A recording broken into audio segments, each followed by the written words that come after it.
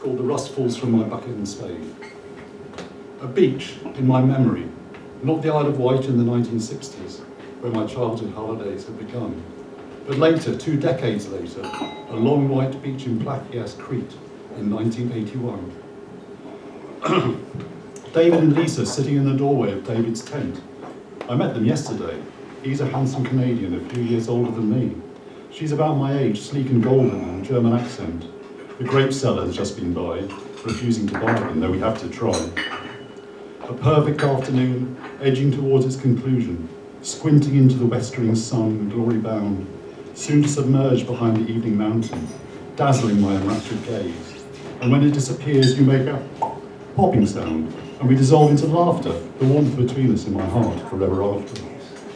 Flip forwards in time, 35 years, and David is my best friend, and he's dying.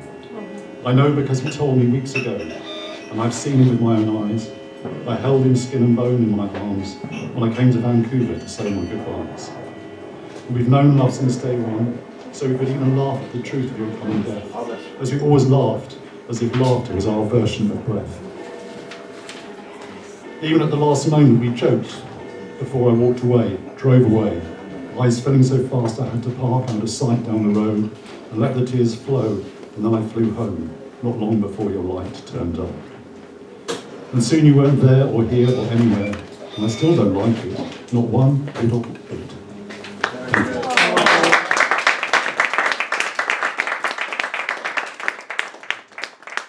On a slightly lighter note, I'm starting a new series of poems, possibly for a new book, called Sight of Sound.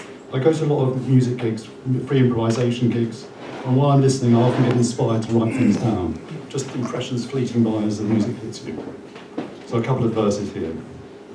Voices swirl and skirl like Northumbrian pipes, reedy, warm and clear, with harmony ingrained but not explained. These things exist in space. The passage of time forgets them in seconds. From here to gone takes less than that. Less than the slow blink of a green-eyed cat. Less than the flutter of a leather-winged hat. The silent cry from a well-run dry, rise so quickly and ends at a climax in B-flat.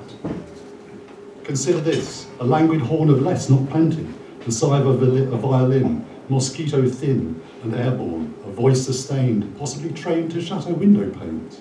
And I hear the lark ascending on strings, blending with the tenor sax as the singer sings, plain facts, plain words, but feel the joy the music brings. Thank you.